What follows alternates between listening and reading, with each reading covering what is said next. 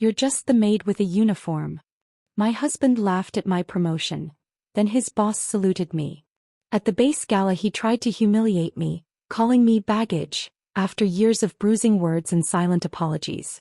He didn't know I'd become the youngest officer to lead the rescue unit. When the alarms blared I took command, and the room finally learned my name. The laughter of my husband wasn't light-hearted. It was sharp, deliberate, and meant to wound. I stood in my uniform, boots still damp from drills, while my husband leaned back and sneered. "Look at you," my husband said, "just the maid with a uniform." The words cut deeper than any bruise I carried from training. I swallowed hard, forcing a smile, but inside, a storm was already building. My husband had a way of turning my ambitions into jokes. At home, every effort I made was dismissed with a wave of his hand. If I woke before dawn to run drills, my husband would mutter, "Why bother? You'll never be more than baggage." Those words clung to me during every lap, every push-up, every moment I pushed my body past exhaustion. The cruelty wasn't always loud.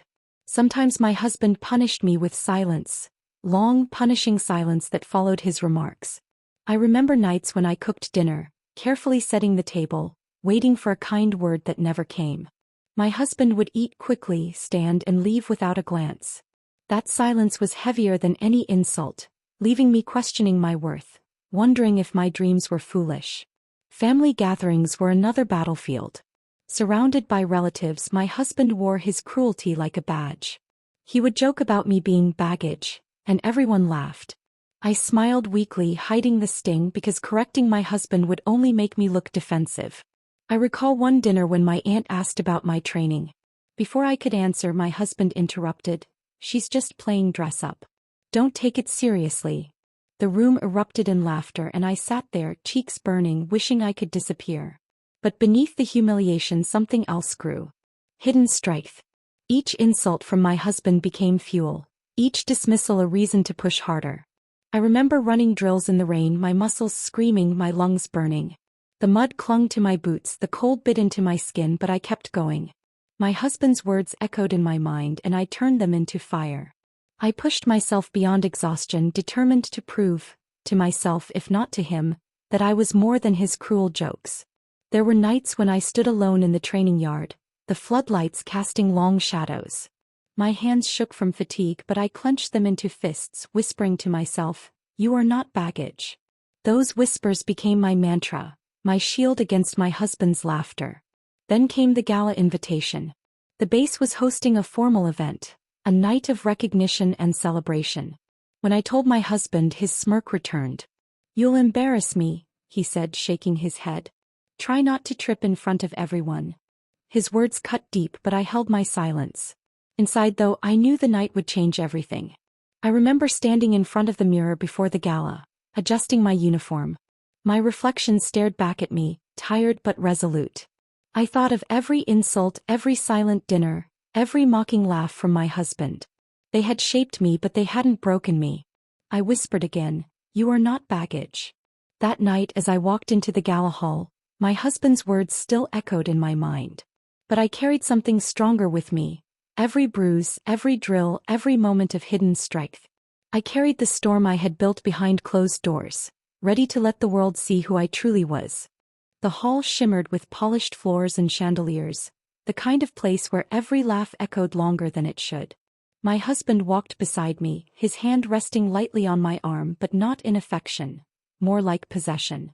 His smirk was already forming, the one I knew too well, the one that meant he was preparing to make me small in front of others. We entered the gala, the air thick with chatter and clinking glasses. Officers in crisp uniforms mingled with their families, the scent of polished brass and perfume blending strangely. My husband leaned close, his voice low but sharp enough to pierce. "Try not to embarrass me tonight," he said. "Remember your baggage here." His words landed in the middle of my chest, but I kept my face steady. I had learned to wear composure like armor. When he laughed loudly, drawing the attention of his colleagues, I stood tall, refusing to let my expression betray the sting. His laughter echoed, bouncing off the marble walls, but I held my silence. Then, a moment I hadn't expected. His commanding officer approached, tall and stern, his medals catching the light. He looked directly at me, not at my husband, and raised his hand in salute. "Congratulations, Lieutenant," he said warmly. "Your promotion is well deserved. The rescue unit is lucky to have you." The room shifted. My husband's smirk faltered, confusion flickering across his face. He had expected me to be invisible, but suddenly I wasn't. For the first time the room saw me, not as his wife but as an officer. I caught the flicker of pride in the officer's eyes, and for a heartbeat, I felt the weight of recognition. My husband's colleagues exchanged glances, some nodding in acknowledgement. The humiliation he had planned began to unravel. He tried to laugh it off, muttering, "She just got lucky," but his voice lacked conviction. I stood straighter, my uniform no longer a target for mockery but a symbol of authority. And then chaos. The alarms blared, shrill and urgent, slicing through the gala's polished calm. Red lights flashed across the walls and the chatter dissolved into panic. Guests froze, some gasping, others clutching their children. The chandeliers seemed to tremble as the sound reverberated through the hall. My husband looked helpless, his eyes darting around, searching for someone to tell him what to do. But I didn't hesitate. My training surged forward, instinct taking over. I stepped into the center of the room, my voice cutting through the noise. "Everyone stay calm. Follow my instructions." The crowd turned toward me, their fear palpable. I directed the rescue teams, assigning tasks with clarity. "You secure the exits. You guide civilians to the safe zone. Keep the pathways clear." My voice carried authority, steady and firm. People listened. The room that once mocked me now followed my lead. I moved quickly, scanning the hall, calming civilians, organizing evacuation. A mother clutched her child, tears streaming down her face. I knelt beside her, speaking gently. "You're safe. Follow the officer by the door. He'll guide you out." She nodded, her grip loosening as she trusted my words. The air was thick with tension, but my focus sharpened.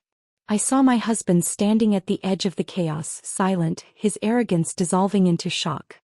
He had planned to humiliate me, but now he was the one exposed, helpless, watching me command. I caught his eyes for a brief moment. His face was pale, his mouth slightly open as if words had abandoned him. The humiliation he had intended for me had turned back on him, witnessed by everyone in the room. The turning point was undeniable. As the crisis unfolded, I stood in command, my voice steady, my actions decisive. My husband, once so eager to laugh at me, stood silent, overshadowed by the authority he had tried to strip away. The alarms continued, but the panic eased as order took shape. Guests moved toward safety, guided by officers who followed my lead. The chaos became controlled, the fear replaced by trust. And in that moment I realized the power of standing tall, not just for myself but for everyone who needed me. My husband's humiliation was complete, not through revenge but through truth. The room had seen who I was, and so had he. The alarms had faded, the chaos had been contained, and the hall was quiet again. I stood there, my uniform damp with sweat, my voice still echoing in my own ears. People had followed me, trusted me, and survived because I took command. As the crowd dispersed, I caught sight of my husband lingering near the exit, his face pale, his posture slouched. He didn't speak. He didn't need to. His silence told me everything. The next morning my parents called. Their voices carried something I hadn't heard in years: pride. My mother's tone was warm, almost trembling. "We heard what happened at the gala," she said. "They said you led the evacuation. They said you saved lives."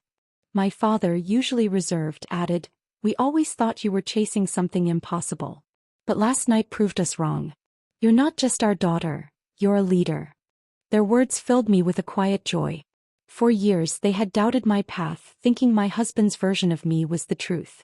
They believed his jokes, his dismissals, his claims that I was playing soldier. Now they saw me clearly. Not as baggage, not as a dreamer, but as someone who had earned her place. The aftermath was swift. My husband lost face among his peers. The same colleagues who once laughed at his jokes now avoided his gaze. His boss, the man who had saluted me, treated him with quiet disdain. I noticed it in the way conversations shifted, in the way respect no longer flowed toward him. The man who mocked me was left standing in the shadow of my success. At home the tension was thick. My husband barely spoke, retreating into silence. He no longer laughed at me, no longer mocked my uniform. Instead, he moved through the house like a ghost, his arrogance stripped away. I watched him, and for the first time I didn't feel small. I felt free. My healing began slowly. I started writing about my journey, not for recognition but for release. Each word was a way to untangle the knots inside me. I wrote about the bruises, the silent dinners, the humiliations at family gatherings. I wrote about the drills in the rain, the whispers I told myself to keep going. Each memory became a lesson, each scar a reminder of strength. I shared my writings with younger recruits. They listened wide-eyed as I told them about resilience, about turning pain into fuel. Don't let anyone define you, I said. Not your family, not your critics. You define yourself. Their nods, their questions, their eagerness to learn, it all reminded me why I had fought so hard. Support came from unexpected places. A fellow officer, once skeptical of me, approached after the gala. He had doubted my abilities, often siding with my husband's dismissive view. But now his voice carried respect. I owe you an apology, he said. I saw how you led last night. You inspired me. Would you consider collaborating on the next training program? That moment was powerful. Respect once earned cannot be stolen. His words reminded me that truth, when revealed, changes everything. I agreed to collaborate not out of pride but out of a desire to keep building, to keep proving that leadership is about action, not titles. One evening I sat alone in the garden, the air cool, the scent of jasmine drifting around me. I thought about revenge, about the humiliation my husband had suffered. For years I had imagined what it would feel like to see him exposed. But now, sitting in the quiet, I realized revenge wasn't the point. It wasn't about humiliating him. It was about reclaiming myself. My husband had lost his pride, but I had gained something greater.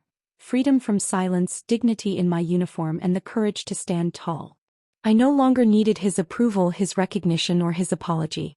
I had found my own voice, and it was stronger than his laughter ever was. I leaned back, looking at the stars, and whispered to myself, "You are not baggage." The words no longer felt like a shield, they felt like truth.